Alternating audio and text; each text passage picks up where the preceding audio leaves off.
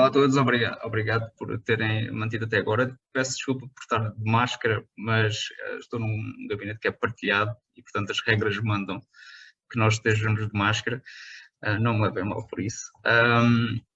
Eu sou responsável pelo serviço de microfabricação no IGC e neste momento, dentro do Instituto, temos um laboratório que nós chamamos o Making Lab, onde fazemos impressões 3D e temos feito também toda a montagem dos dispositivos do kit do Lab in a Suite Case. Vou partilhar então convosco a minha apresentação. Só um momento.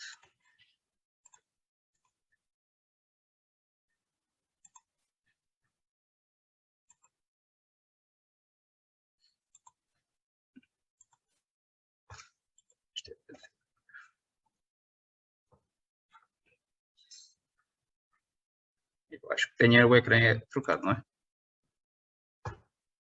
Sim, está o Presenters View. Ok, vou por aqui. Assim acho que resolvo o problema. Já está.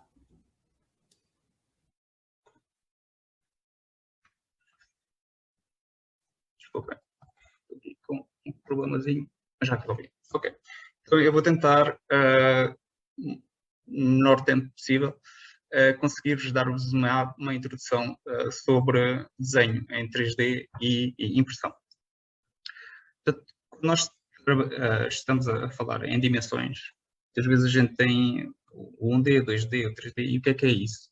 Portanto, começando no caso mais simples, que é o 0D. O 0D, de uma forma muito simples de explicar, é como se fosse um ponto no espaço. Ou seja, nós não conseguimos lhe atribuir, sabemos que lá está, mas não lhe conseguimos atribuir nenhuma coordenada, nem nenhuma dimensão. Quando nós passamos a falar de filamentos, portanto, os filamentos têm uma dimensão que será o comprimento. Se depois falarmos numa folha de papel, já estamos a falar em algo que tem duas dimensões, porque tanto temos a dimensão do X como temos a dimensão do Y. E se esse filme ganhar espessura, então passamos a trabalhar com uma estrutura em 3D. E o que é que pode ser impresso em 3D? E aqui estamos basicamente limitados pela nossa criatividade. Eu tenho aqui vários exemplos relacionados com biologia e como vocês podem verificar, existe toda uma panóplia de coisas diferentes que podem ser utilizadas não só em termos educativos, mas também com algumas funcionalidades, não só na área da medicina, mas também, por exemplo, na área da agricultura. Existem no mercado impressoras que já são bastante conhecidas porque já estão há muito tempo e as pessoas ganharam confiança nessas marcas, como por exemplo o caso da Ultimaker, a MakerBoot e a marca Prusa. Mas mais recentemente têm surgido outras impressoras que também têm uma boa classificação entre os utilizadores, como a da Dremel, a Formlabs e na casa das impressoras low cost, a Creality 3D, que é uma das impressoras que nós temos disponíveis no Making Lab. Mas existem diversos tipos de impressoras 3D. A original, e por isso todas as impressoras nesse formato ganham esse nome, que é a RepRap, em que nós temos três eixos que nos permitem controlar X, Y e Z, e depois temos um extrusador, que é por onde o filamento vai ser passado, para ser encaminhado e ser impresso na superfície. Mas existem os formatos delta, em que os eixos estão suspensos, e portanto a impressora começa a imprimir cá em baixo e vai subindo com estes três eixos. Existem também impressoras que, em vez de trabalharem com filamento, e eu vou explicar isto melhor já a seguir, trabalham com luz, ou seja, os polímeros reagem à luz e passam do estado líquido para o estado sólido. Portanto, é isso que eu estava mais ou menos a dizer. No caso da extrusão, o material passa por uma cabeça que está aquecida e, portanto, é derretido e depois ele, ao entrar em contacto com a superfície, ele vai arrefecer e solidificar novamente. No caso da fotopolimerização, em que nós temos estas resinas que são curáveis com a luz UV, a impressão é feita um bocadinho ao contrário, ou seja, em vez de ser de baixo para cima, é de cima para baixo. A impressora tem um suporte, esse suporte vai descer até uma membrana na qual vai ser exposta como se fosse um projetor, mas esse projetor, em vez de utilizar luz visível, utiliza UV. E, portanto, ele expõe uma imagem, que é a imagem que nós queremos imprimir. Essa resina que está à superfície desse ecrã vai polimerizar e depois a impressora vai subir para cima para poder escorrer tudo o que não polimerizou e volta a descer e vai imprimir uma segunda camada. Enquanto que no caso da extrusão nós temos estas camadas assim, aqui vai ser o oposto. Tem algumas vantagens, enquanto que na extrusão nós estamos limitados em termos de resolução pelo tamanho do nozzle, ou seja, do bico para onde sai o material derretido. Nós aqui estamos limitados pela resolução do ecrã, que geralmente consegue ser sempre inferior ao primeiro caso. Então, quais é que são os componentes? Eu já estive aqui um bocadinho a falar sobre isto. A impressora geralmente tem um display onde nós temos o controle, tem o fornecimento de energia e depois, em termos de estrutura, tem um chassi, onde estão associados os vários motores que permitem fazer o movimento X, Y e Z, e depois tem o extrusor, por onde vai passar o filamento, e o filamento vai sair aqui nesta estrutura, neste pico, que agora fica mais fácil vou-lhe chamar nozzle em inglês. Existem vários tipos de extrusores. Isto é uma área que está a desenvolver-se bastante. O clássico é termos apenas um extrusor, ou seja, só está a passar um único tipo de filamento e, portanto, estamos limitados a uma cor e a um tipo de propriedades de material. Mas também podemos ter extrusadores duplos, ou seja, neste caso temos dois filamentos e temos dois nozzles. E nós imprimimos com um nozzle e a seguir a máquina pode se deslocar para o nozzle do lado e imprime com o segundo nozzle. E desta maneira nós conseguimos ter, lá está, dois tipos de materiais em simultâneo. Também existe a possibilidade de termos aqui uma mistura entre o single e o dual, em que basicamente entram dois filamentos diferentes para o mesmo nozzle, mas eles são alimentados não em simultâneo. Portanto, ou é alimentado um ou é alimentado o outro, e é desta maneira que vai sair um material ou outro material. Mais recentemente, e para mim torna-se super interessante, é quando nós temos os casos dos extrusadores multi ou então full color. O multi é apenas uma multiplicação da situação deste tipo de dual, enquanto que no full color são suplementados filamentos das cores primárias e é feito a mistura no extrusador, ou então, em alternativa, utiliza-se um filamento transparente que depois é colorado por uma cabeça muito parecida àquela que existe nas nossas impressoras de papel. As nossas impressões, elas são impressas diretamente numa superfície, e aqui também existem vários tipos de opções com diferentes características. O mais utilizado é o vidro,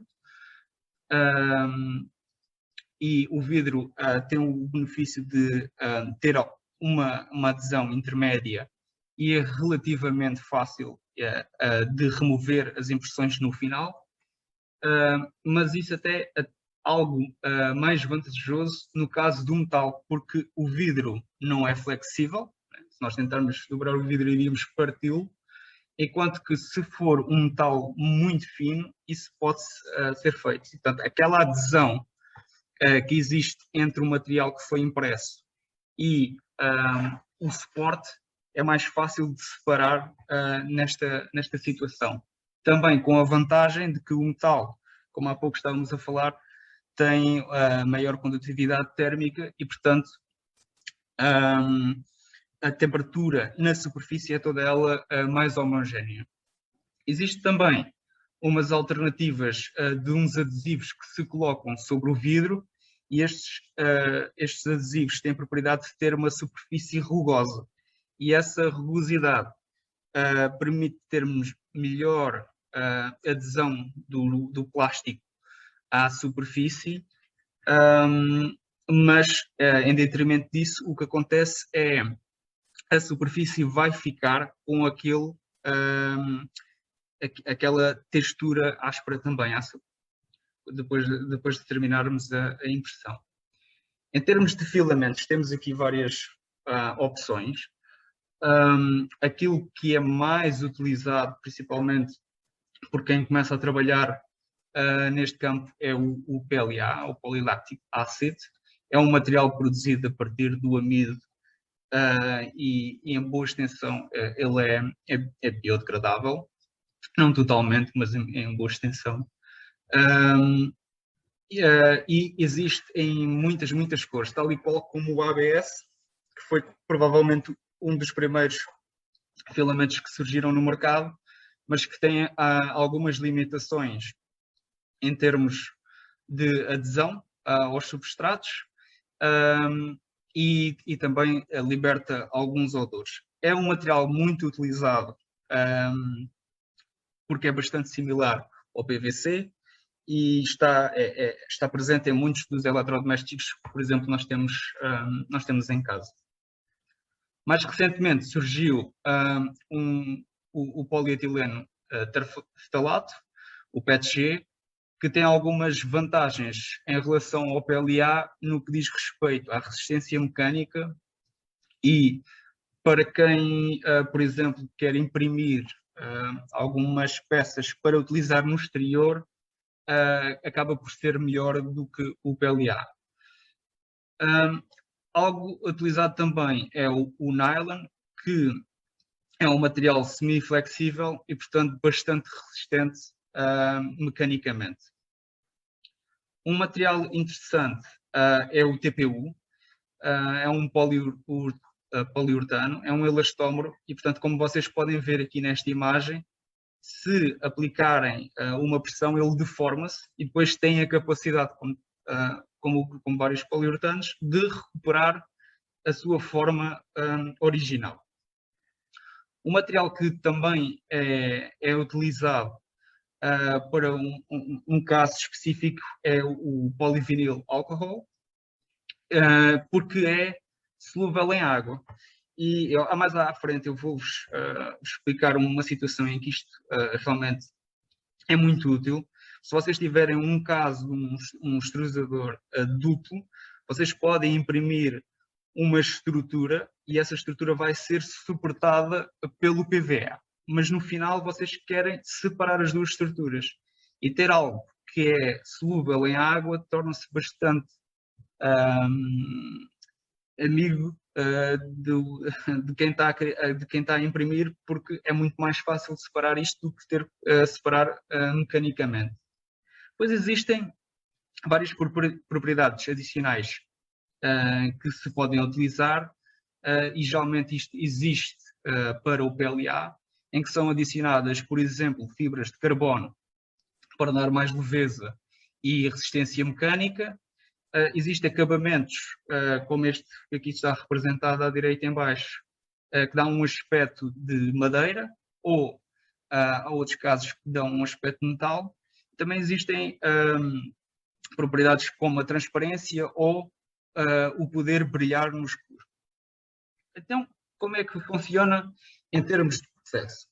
Tudo começa com o desenho 3D que nós vamos ter que criar no computador. Esse desenho é depois gravado num ficheiro do tipo STL ou do tipo objeto e esse fecheiro depois nós usamos um software para podermos dizer à máquina qual é que é o percurso que tem que fazer para imprimir aquela peça. Isso geralmente é o código G. Depois nós vamos para a impressora, essa informação é gravada num disco SD, nós vamos à impressora e depois corremos a impressão e no final nós temos o nosso objeto pretendido. Nem sempre precisamos sermos nós a fazer os desenhos e aqui vem também um bocadinho, lá está esta questão de termos à disposição aberto e grátis vários desenhos que outras pessoas fizeram e que decidiram partilhar. Temos aqui 3 sites que existem na internet, os 2 primeiros são muito conhecidos, o Thingiverse e o My Mini Factory. Tem também o STL Finder, que é basicamente um motor busca, que acaba também por ir a estes 2 procurar desenhos que já existem. Vocês querem uma caixa, vão a Thingiverse, procuram normalmente em inglês, por box, e depois surgem várias opções. Se vocês quiserem algo mais específico, e por exemplo aqui no STL Finder, se vocês repararem aqui em baixo, temos um Gelcom, que é utilizado em eletroforese para criar os poços, e portanto nem sempre precisamos de ser nós a desenhar. Quando temos que ser nós a desenhar? Existem várias opções, algumas grátis, outras pagas. Geralmente, quando há interesse comercial, os softwares são pagos, mas muitas vezes, para quem faz isto sem ser por esse interesse económico, existem versões que são um pouco mais limitadas, mas que permitem já muitas coisas, e podemos fazer estes desenhos. É o caso do SketchUp e também do Autodesk Fusion 360. Estes são softwares em que nós vamos, ao longo do processo, desenhando as formas que nós queremos, mas existem também, e este caso é totalmente gratuito, softwares que funcionam por código. Ou seja, nós vamos dando instruções em código daquilo que queremos criar. E depois o programa vai fazendo o display do que é que vai ser o resultado final. Esse tem algumas vantagens, nomeadamente quando são necessárias fazer alterações depois de termos o desenho. Se nós quisermos fazer uma alteração de uma variável, essa alteração se calhar é mais fácil de fazer se ao longo do código termos uma espécie de inter-relação entre as várias variáveis. É algo um bocadinho complicado de explicar sem ser num caso específico e ao longo de estarmos a trabalhar um desenho. Se tiverem dúvidas, pois estejam à vontade. Quais é que as operações que nós podemos fazer quando estamos a desenhar?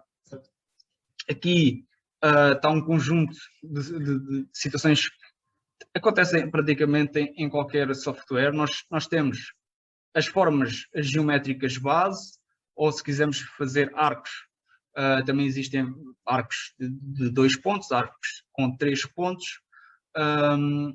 Podemos alterar o preenchimento, ou seja, o tipo de cor que nós queremos ou textura que queremos dar à forma 3D.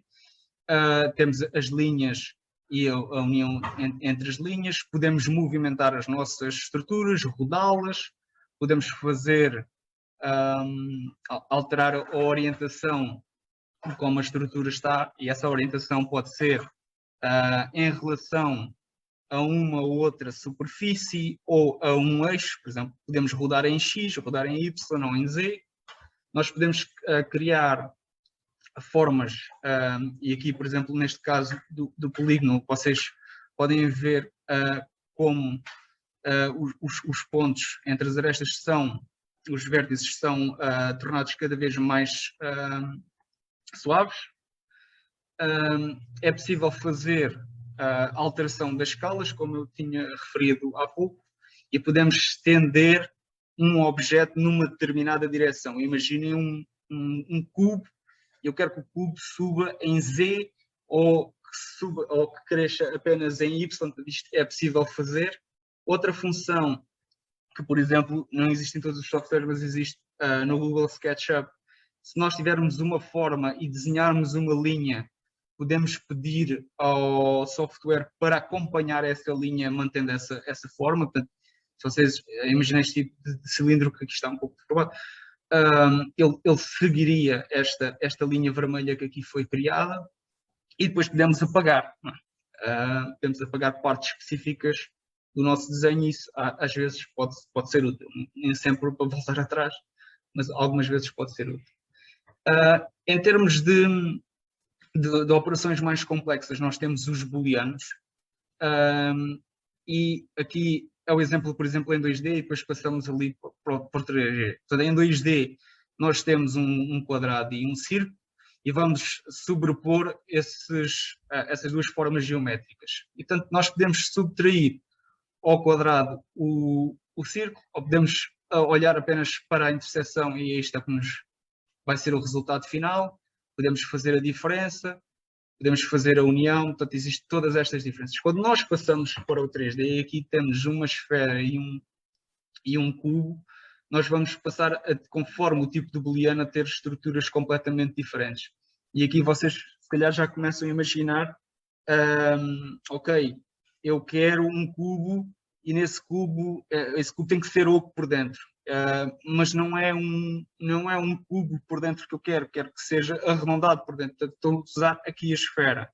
Mas se quiser que seja um cilindro, desenho um cubo e um cilindro e depois retiro o cilindro ao cubo. E assim vamos tornando cada vez mais complexos. Por exemplo, aqui, o que é que nós temos? Temos uma forma em que é um paralelepípedo com dois cilindros e eles foram unidos. Ok? E uma opção também é que nós não temos que desenhar tudo todas as vezes. Nós podemos, por isso, simplesmente copiar e movimentar para o lado, ou podemos dizer ao software que nós queremos criar um array. E este é um array de 6 formas desta estrutura. E eu quero que cada uma das estruturas esteja separada por uma distância ao longo do eixo X de um valor em concreto, neste caso aqui acho que era 0.75 ou perto disso. Ok, portanto nós chegamos ao final, temos o nosso desenho e pedimos ao software para fazer o export no formato objeto ou STL. O mais utilizado atualmente é o STL. E agora vamos ter que gerar o tal código de G-code. E para isso vamos utilizar software de slicing. E aqui, se vocês se lembram, no início eu disse 3 impressoras que eram muito conhecidas. Era a Ultimaker, a Prusa e a MakerBot. E geralmente estas marcas criam, já muito adequadas às impressoras delas, estes softwares de slicing. Mas ao mesmo tempo adicionam as configurações para podermos fazer em qualquer outra impressora que esteja no mercado. Portanto, eles não são específicos para as marcas, para as impressoras das marcas deles, mas geralmente têm algumas vantagens quando nós estamos a utilizar as impressoras da marca correspondente. Portanto, nós aqui temos exemplos dos STLs e depois de nós termos lá a forma e termos a orientação, como queremos imprimir, fazemos, por exemplo, aqui carregamos em slice e ele vai gerar o G-code. Então, como é que isto, qual é que é o aspecto? Não é mais do que algumas definições na parte, no topo deste fecheiro, é um fecheiro de texto, e depois tem um conjunto de coordenadas. E, portanto, a máquina, o que ela vai fazer, vai respeitar estas coordenadas e vai fazendo a impressão. Agora, existem, quando estamos a gerar este G-code, algumas propriedades que temos que ter sempre em conta e pensar o que é melhor para aquilo que nós queremos criar. E também, como eu disse, em questão de, por exemplo, o suporte ou da orientação do nosso desenho. Portanto, uma das propriedades que geralmente, mesmo nas opções mais bases, está sempre presente é o infill, ou seja, o preenchimento que nós vamos querer. Portanto, se nós podemos ter 0% de preenchimento, e neste caso a impressora apenas vai imprimir na superfície da nossa forma, e depois podemos ir aumentando. E quais é que são as vantagens? Quanto mais aumentarmos, isto não é uma regra sempre correta, mas geralmente quanto mais aumentamos, mais resistência mecânica vamos dar à peça. Mas também vamos gastar mais material. E, portanto, temos que ter aqui um balanço entre entre as duas coisas para termos algo ideal. E depois podemos definir o tipo de padrão que este preenchimento vai ter. E aqui sim, é que entra a parte da... dependendo do material que nós estamos a utilizar, determinados padrões podem nos dar mais resistência mecânica ou não. E podem nos dar mais resistência mecânica numa determinada orientação do que noutra. Portanto, conforme a peça que nós estamos a desenhar e para o que é que essa peça vai ser utilizada, nós podemos ter aqui que jogar um pouco com este parâmetro. Ok, se vocês se lembram, então nós estamos a dizer à máquina por onde é que ela vai ter que passar.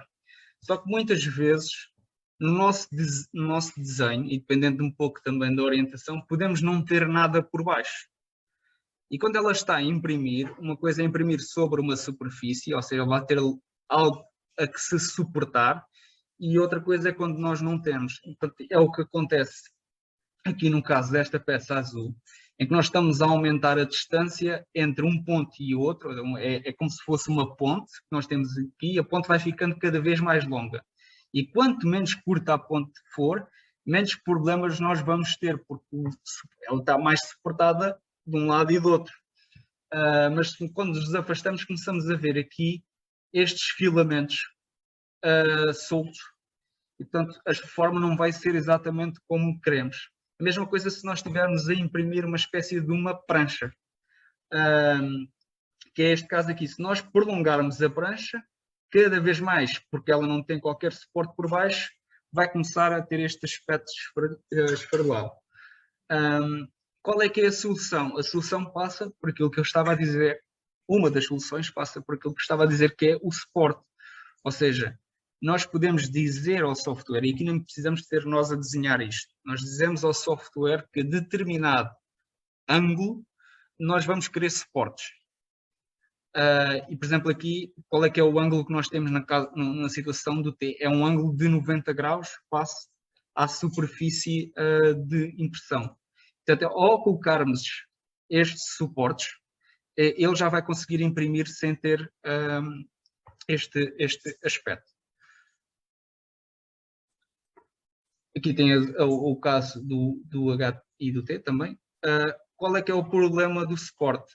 É que, apesar de tudo, não é uma superfície completamente plana.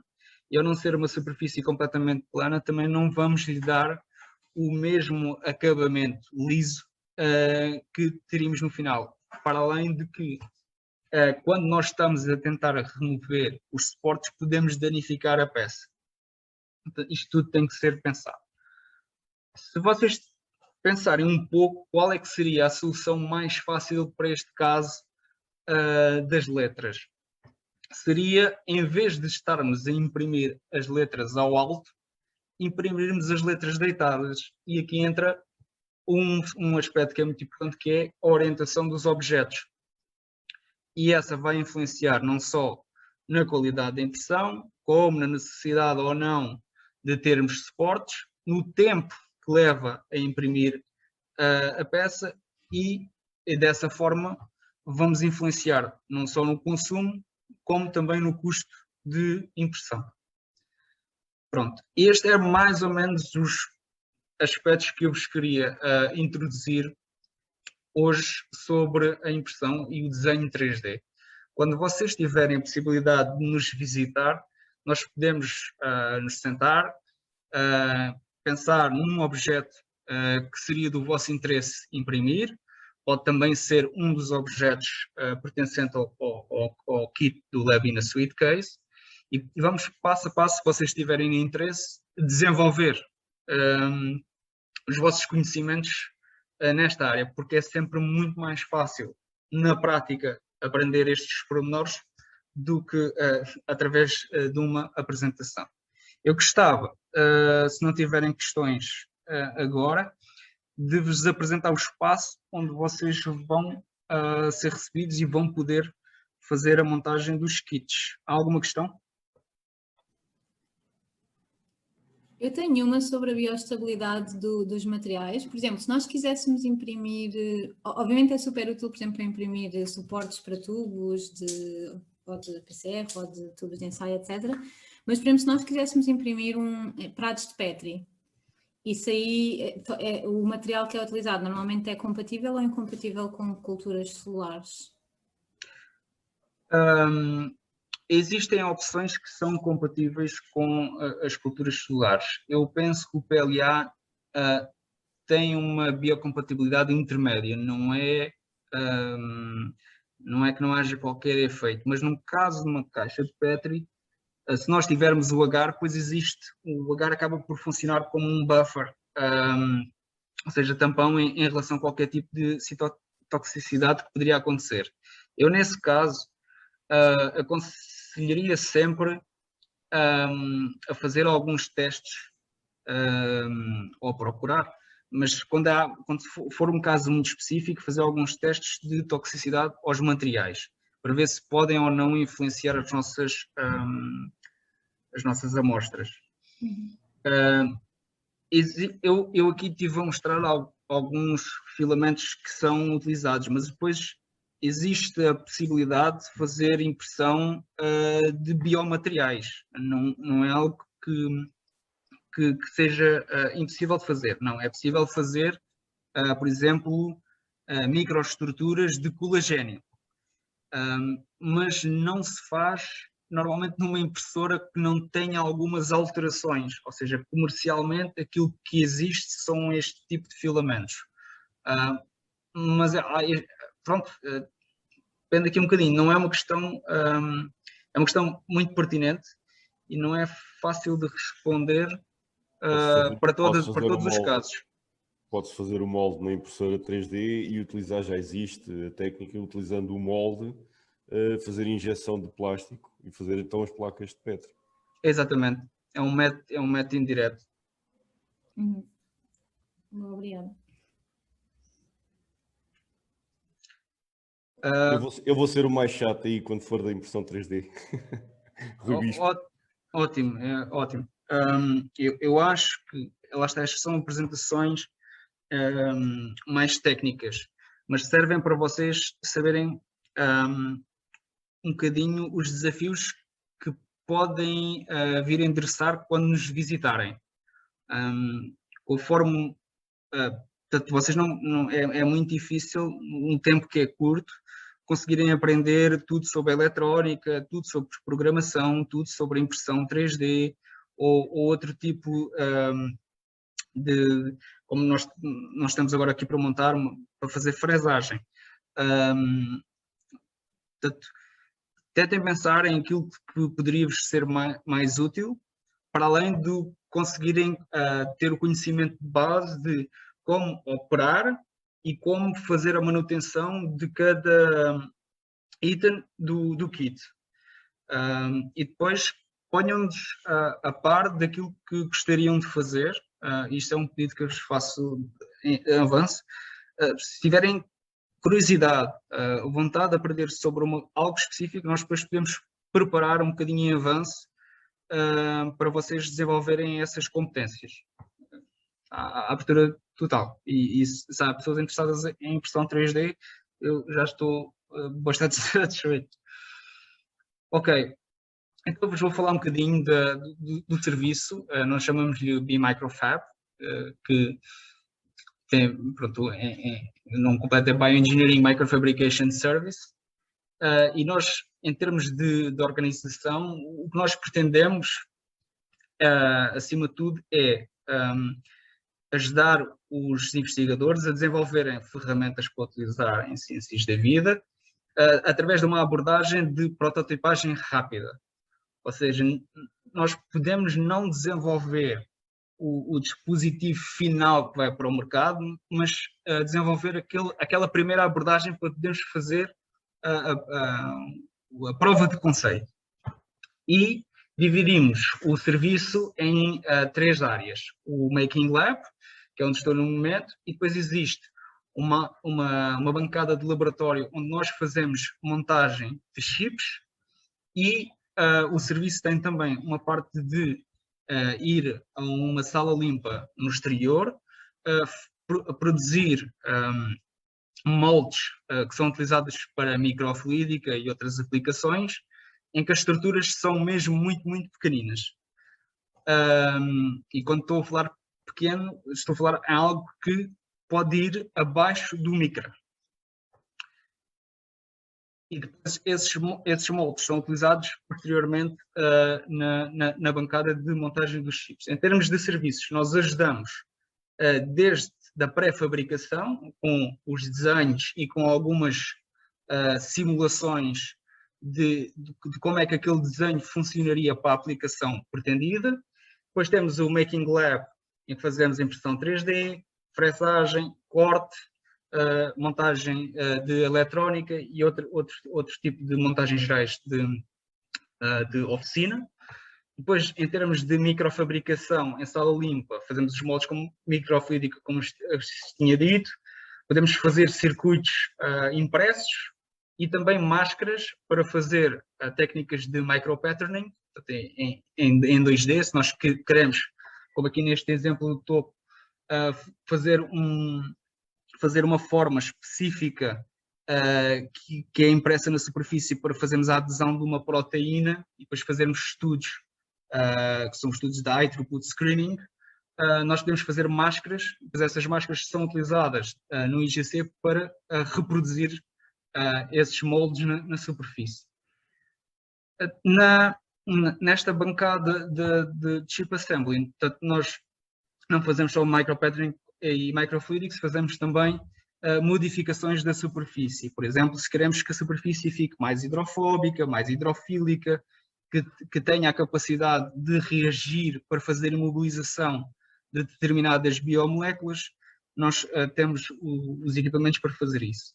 Em termos de pós-fabricação, nós ajudamos os utilizadores na parte da pré-testagem dos dispositivos e na sua validação, e também na montagem dos sistemas para controle de fluxo. Ou seja, se vai ser necessário para os investigadores controlarem quantos microlitros querem injetar, em que forma querem que os circuitos de fluidos ocorram. Se for um caso, por exemplo, os investigadores têm um robô para controlo de fluidos, nós podemos ajudar a programar esse robô. Em termos de modos do serviço, nós temos a parte da consultoria, ou seja, se as pessoas apenas quiserem discutir ideias connosco, nós oferecemos esse serviço e ajudamos a planear qual é que seria a melhor abordagem para conseguir concretizar essas ideias. Temos também o self-service, em que nós treinamos as pessoas a trabalhar com as impressoras 3D, com máquina de fresagem, com todos os equipamentos e ferramentas que nós temos na oficina. E depois as pessoas fazem o agendamento desses equipamentos ou das bancadas e vêm cá utilizar. As pessoas, os investigadores têm a opção também de nos fazer o pedido das tarefas. Isto fazem através de uma plataforma que nós temos, fazem-nos pedidos uma descrição, se tiverem algumas imagens ou mesmo alguns rascunhos, alguns desenhos que tenham feito, podem enviar para nós. Nós fazemos uma primeira análise e depois marcamos uma reunião, discutimos, fazemos uma proposta. Se as pessoas acharem, ok, parece-me bem, vamos seguir em frente, então executamos a tarefa. Depois existem projetos que são mais complexos e como são mais complexos, nós sabemos que não vamos conseguir dar uma resposta imediata às pessoas. Ou seja, vamos primeiro desenvolver um dispositivo, esse dispositivo vai ter que ter X melhorias, nós fazemos essas alterações, vai outra vez para teste, portanto andar aqui um bocadinho para trás e para a frente, até chegarmos à prova de conceito. E aí nós chamamos esse tipo de projetos colaborativos, porque não são tarefas standard, são tarefas que também exigem a aquisição de novas skills da parte da equipa da B-Microfab, e portanto chamamos-lhe a um nível de colaboração. Em termos de espaço, aquilo que vocês vão ficar alocados. Eu, por acaso, tenho aqui o espaço de escritório, portanto, isto é na entrada do Making Lab. Nós temos uma bancada onde se faz as soldaduras e depois uma outra bancada onde estão as nossas impressoras 3D e um espaço para poder fazer a montagem de peças, basicamente operações do dia-a-dia de uma oficina.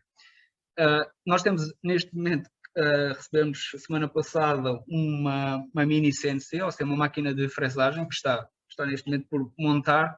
Penso que até vocês chegarem provavelmente vai estar pronta para fazermos os primeiros testes e em breve teremos uma máquina que é muito interessante para quem não diria microfluídica, mas se calhar um bocadinho uma escala mais acima de milifluídica, que não é nada mais do que é uma impressora normal, como aquelas que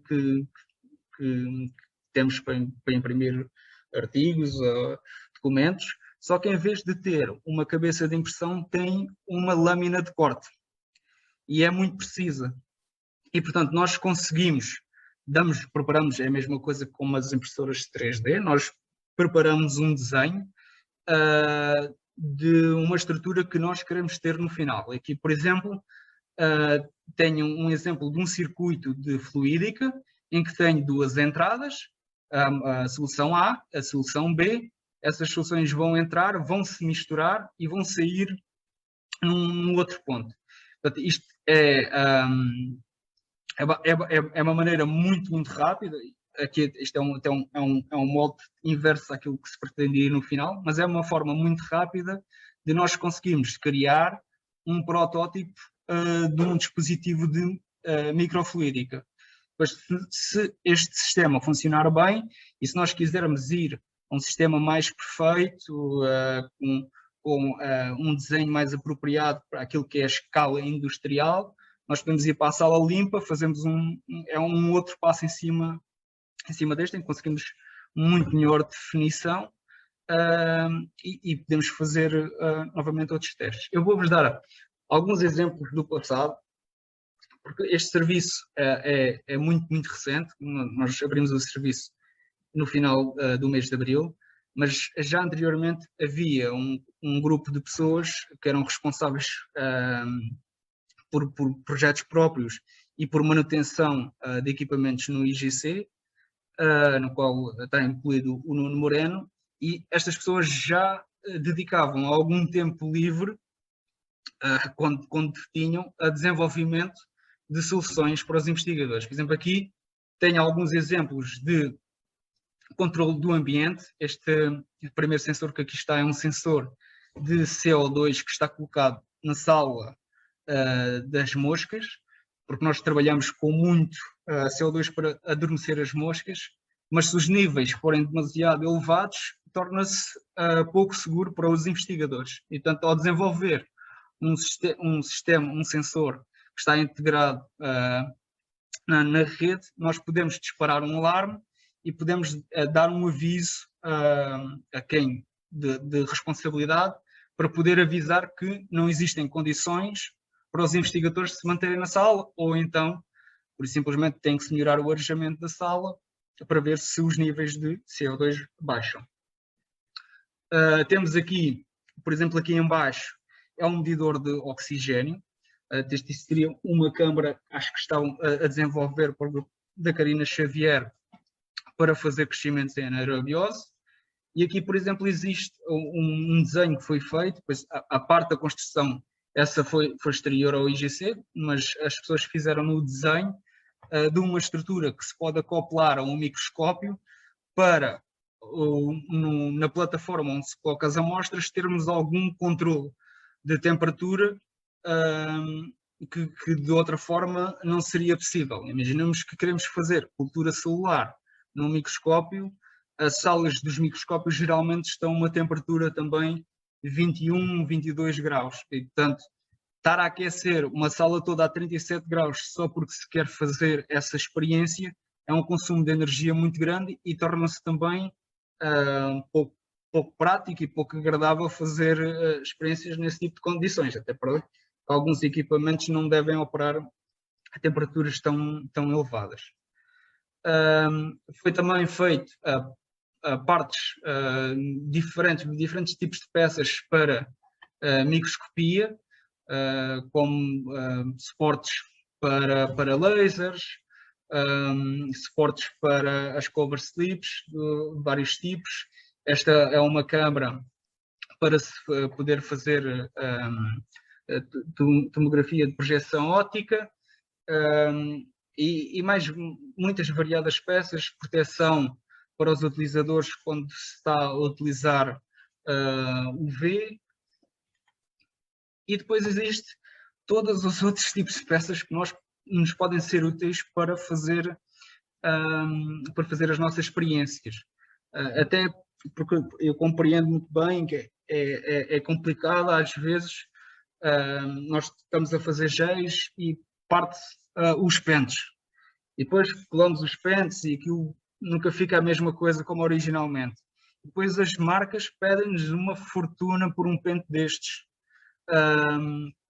E é muito mais fácil se nós pudermos imprimir, eu por acaso até tenho aqui ao meu lado, depois posso-vos mostrar, imprimir em 3D, que nos fica a poucos euros, enquanto que a opção de um pente da marca pode custar dezenas de euros ou perto de uma centena, para além de todo o tempo que teríamos que estar à espera para que esse produto fosse entregue no laboratório.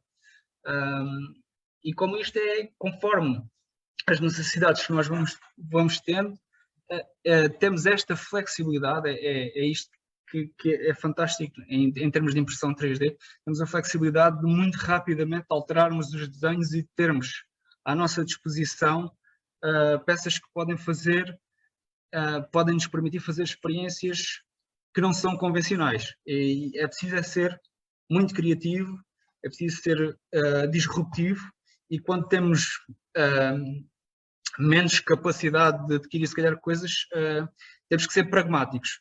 Ou seja, não vale a pena complicar.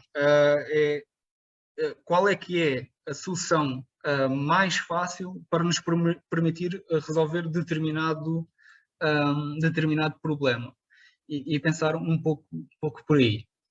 Na estação da assemblagem dos chips, é uma bancada em que temos uma câmara de fluxo, porque geralmente estas estruturas são muito pequenas e as partículas de pó que existem na atmosfera podem interferir e, portanto, é útil ter uma câmara de fluxo com um ambiente bastante limpo.